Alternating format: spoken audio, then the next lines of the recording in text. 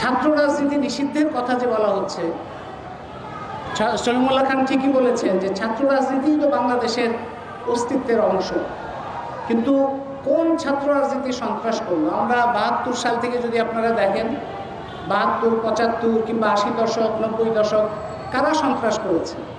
সন্ত্রাস করেছে যখন আওয়ামী লীগ ক্ষমতায় ছিল, ছাত্রলীগ, যখন বিএনপি জামাত ক্ষমতায় ছিল তখন ছাত্রদল, ছাত্র শিবির, তারা সন্ত্রাস করেছে। যখন জাতীয় পার্টি ক্ষমতায় ছিল তখন জাতীয় ছাত্র সমাজ, তারা সন্ত্রাস করেছে। কিন্তু এই সন্ত্রাসের বিরুদ্ধে লড়াই করেছে কারা? দখলদারিত্বের বিরুদ্ধে লড়াই করেছে কারা? বৈষম্যের বিরুদ্ধে লড়াই করেছে কারা? আপনি নিষিদ্ধ করলেন ছাত্র ইউনিয়ন, ছাত্র ফেডারেশন, ছাত্র ফ্রন্ট, ছাত্র কাউন্সিল, এদের রেকর্ড কি? এদের ইতিহাস কি?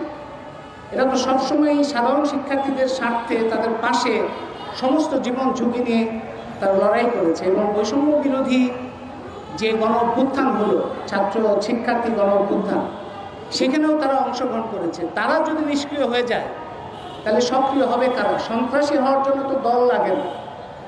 এখন যে এই যে সন্ত্রাসটা হলো, গ্যাং কিলিং যেটা হলো, তার বিরুদ্ধে প্রতিরোধ কে তৈরি করবে? গ্যাং কিলিং যারা করেছে তারা তো কোনো সংগঠনের নাম দিয়ে করে নাই, কিন্তু তারা কোনো না কোনো জায়গা থেকে আশীর্বাদ পেয়েছে, কোনো না কোনো জায়গা থেকে তারা ক্ষমতার অংশীদারিত্ব পেয়েছে। তো তাদেরকে নিষিদ্ধ না করে, আমরা সবসময় বলেছি যে বিশ্ববিদ্যালয়ের সন্ত্রাস এবং দখলদারিত্বকে নিষিদ্ধ করে, ছাত্র রাজনীতি তো নিষিদ্ধ করা যাবে না। ছাত্রদের রাজনৈতিক সক্রিয়তা না থাকলে কি করে বৈষম্য বিরোধী বাংলাদেশ হবে?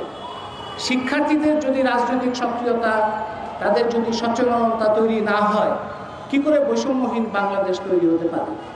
বৈষম্যহীন বাংলাদেশ করার জন্যই বিশ্ববিদ্যালয়গুলোতে সন্ত্রাস মুক্ত করতে হবে, দখলদারিত্ব মুক্ত করতে হবে, কিন্তু ছাত্র রাজনীতি অবশ্যই সেখানে সক্রিয়ভাবে রাখতে হবে।